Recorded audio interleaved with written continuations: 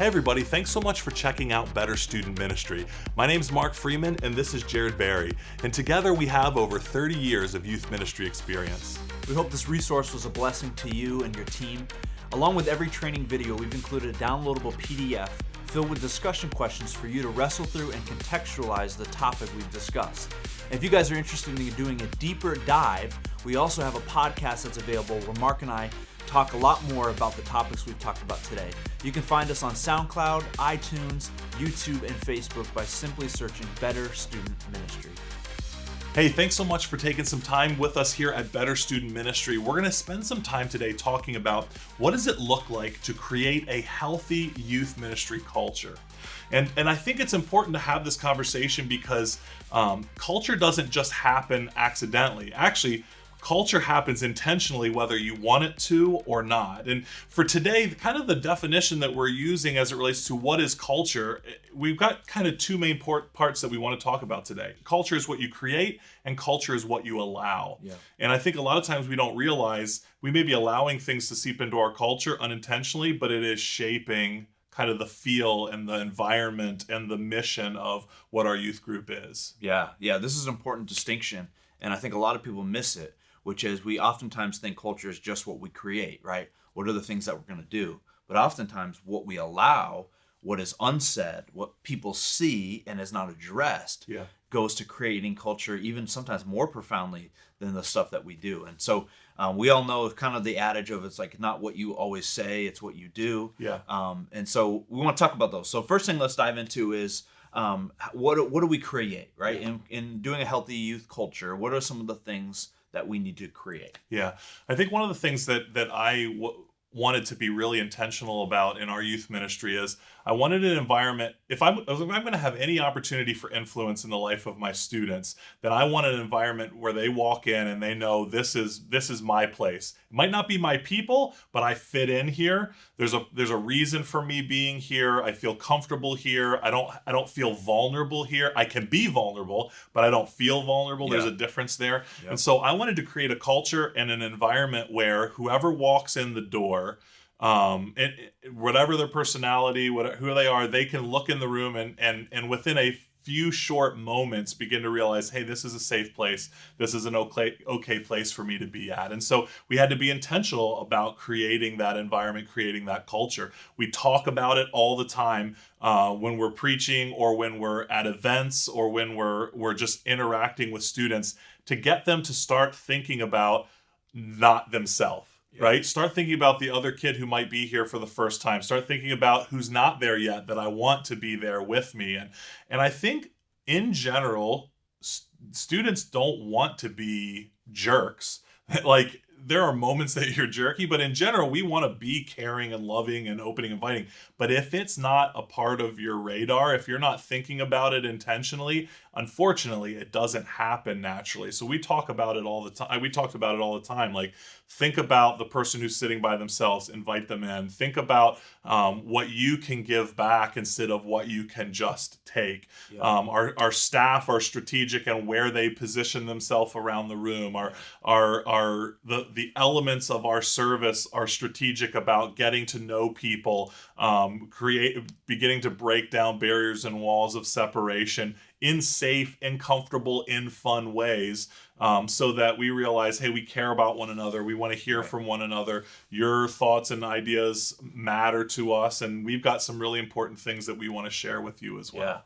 Yeah. It kind of in line with what you're saying is one of the emphasis that we try to create is a missional culture. Yeah. So the mission of God is to make disciples. And when you embrace the mission of God, it transforms everything. It does away with the selfishness.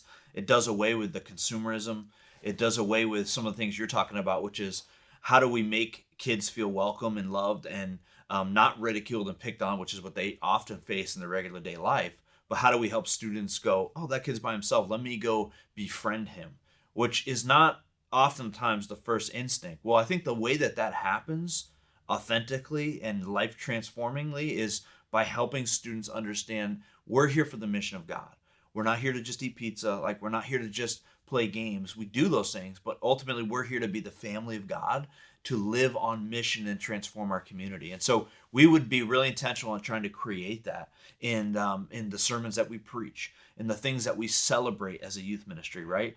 Are we celebrating our visitors? Are we celebrating people that are giving their life to Jesus? In the activities that we're doing, is all our activity just about hanging out and internal, or are we doing activity that is external? Are we engaging in the mission of God in our community and around the world? And so I think there's a lot of things that you can do, but for us, being intentional about creating an environment of understanding the mission of God was at the top of the list. Yeah.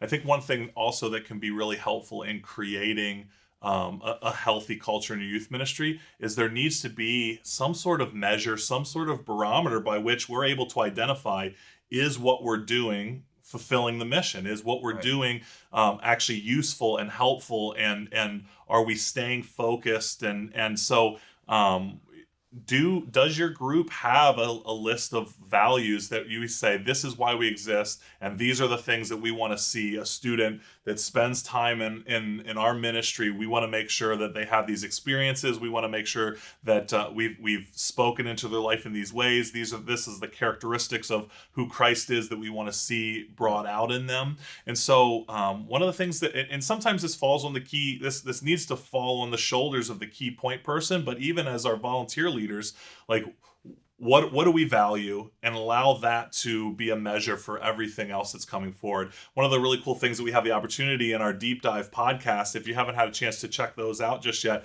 is we had a conversation with DYD down in Alabama, Pastor Steve, and he talks about he makes some suggestions of some values. He's got 7 of them that we talk about in quite a bit more depth. And they're not necessarily prescriptive, but they may be things that you want to add to your conversation so that, okay, we've got this event coming up.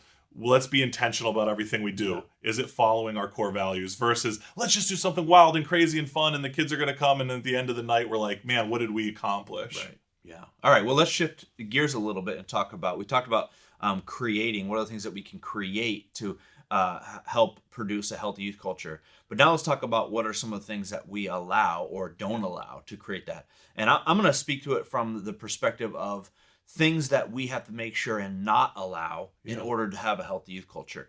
And for me, one of the big ones is a culture of negativity and pessimism. Yeah. I think amongst the youth team, whether you're the point leader or whether you're a person on the team, one of the things that we all have to say is this is going to be who we are. We're not going to allow the alternative to exist. Is we have to have a positive culture. Yeah. There's no room in the mission of God for people that consistently, and I understand we all have bad days, but consistently live in a place of negativity and pessimism. Oh, this is terrible. Oh, this is... No, we get to be part of the mission of God. We get to help be a part of transforming students' lives. Man, that's exciting, right? And everything may not be perfect, but when the culture starts to develop, when you allow people to walk around with a perspective of negativity and pessimism, and they're constantly grumbling, complaining, and speaking poorly about leadership, poorly about the youth ministry, poorly about what's taking place, and they're doing this maybe to students, to each other, like, if you allow that, you may not like that, but if you allow that, you are going to have, that's going to contribute to a very unhealthy youth culture. So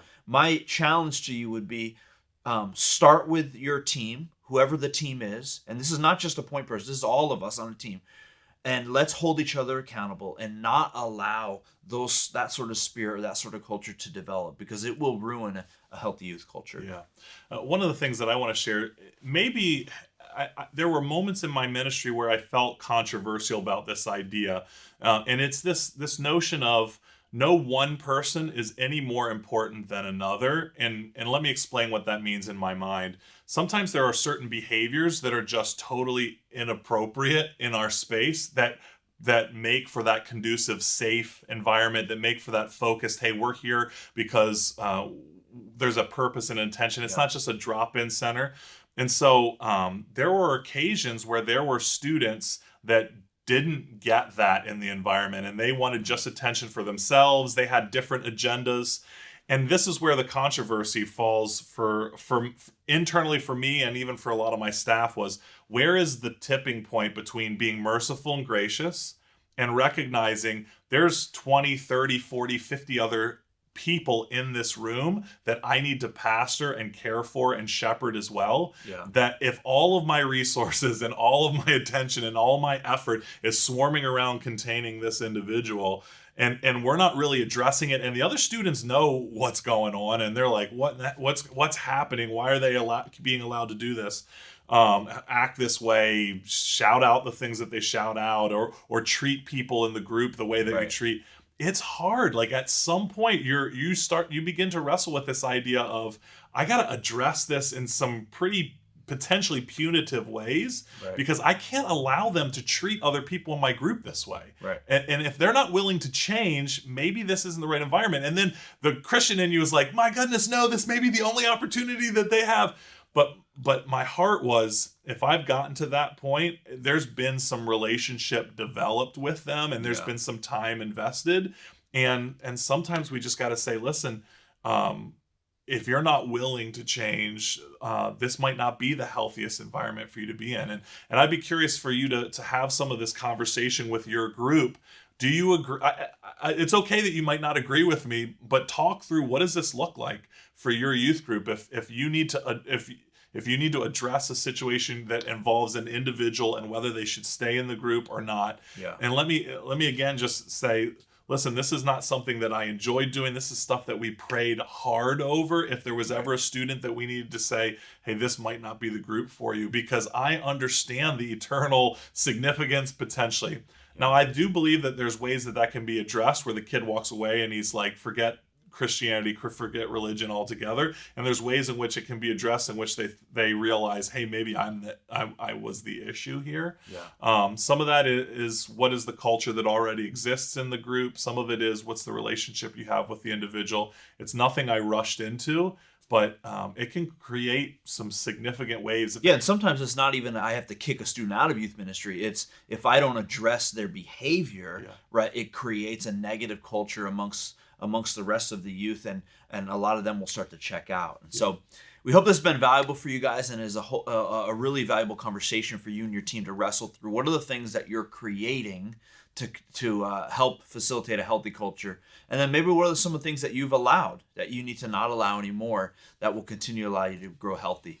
If you're interested in doing a deep dive into this topic, I want to encourage you to check out our podcast. We have Steve Mason, who's the District Youth Director of Alabama, and he shares with us 7 principles to creating a healthy youth culture, and they're really good. Would be really valuable for you and your team. So be sure to check that out. We'll see you guys on the next Better Student Ministry resource.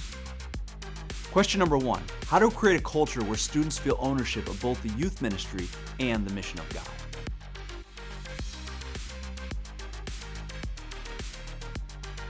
Question number 2, what elements of a healthy culture are missing, and how can you create them?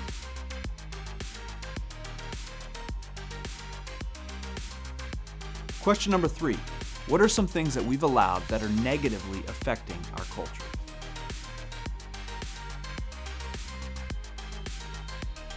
Question number 4, is there student behavior that is negatively affecting your culture? And if so, how can you address it in a healthy way?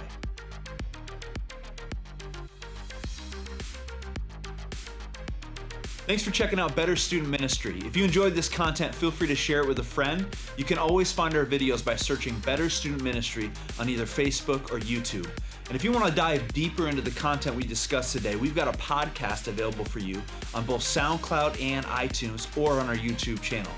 Please like, subscribe, share it with people who are around you. We hope it's been a blessing to you. If you've got questions or content you'd love us to discuss, feel free to email us at betterstudentministry@gmail.com.